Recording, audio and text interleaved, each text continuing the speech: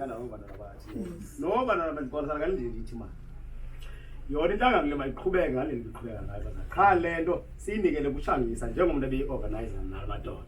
ukuze athi encokolela nabazalwane sesiyibambe phaa kuye umzalwane sebiqhubeka inhlangano yona ehlobo iqhubeka ngalo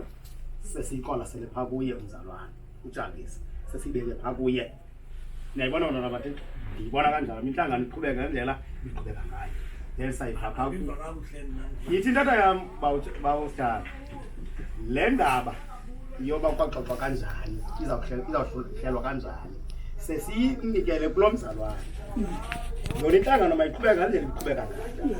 isiphumo sasibanga kwinto lokuhlangisa ukuya bawuhlela kanjani nabo njengomntu esebeorganizer